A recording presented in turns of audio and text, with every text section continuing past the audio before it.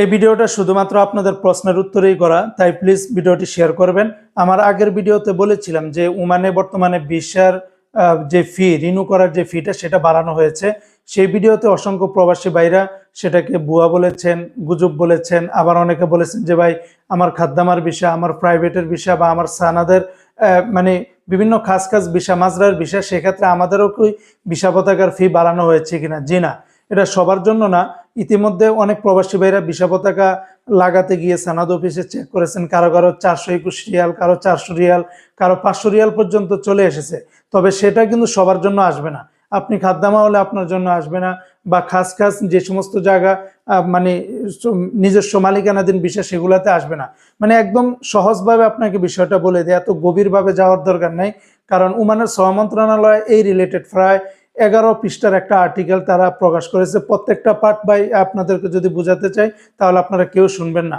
মুদ্রা কথা হলো, ওমানের যতগুলি গণমাধ্যম সবাই এটাই প্রকাশ করেছে যে ওমানের যতগুলি কোম্পানি আছে, মানে যত লাইসেন্সের উপরের কোম্পানিগুলো আছে, যত লাইসেন্স আছে, যে সমস্ত লাইসেন্সের ভিতরে ওমানি নাগরিকদের চাকরি দেওয়ার মানে কোটা আছে, মানে এক একটা লাইসেন্সের ধরন অনুযায়ী এই লাইসেন্সের উপরে 10 জন, 20 জন, 30 জন, 50 জন এরকম লোকদেরকে চাকরি দিতে হবে।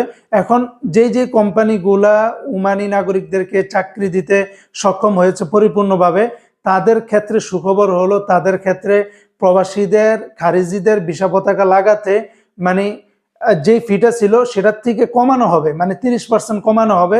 এটা হলো ওই সমস্ত কোম্পানির ক্ষেত্রে সুবিধা দিয়েছে, মানে সুখবর দিয়েছে।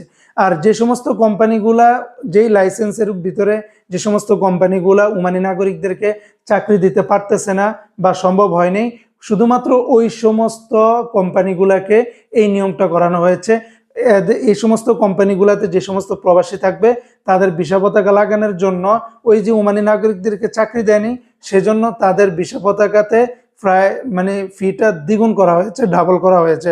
এটা এক ধরনের জরিমানা স্বরূপ করা হচ্ছে। ওমানের শ্রম মন্ত্রণালয় থেকে বলা হচ্ছে যে ওমানি নাগরিকদেরকে বেশি বেশি পরিমাণে চাকরি দেওয়ার জন্যই মূলত এই আইনটা করা।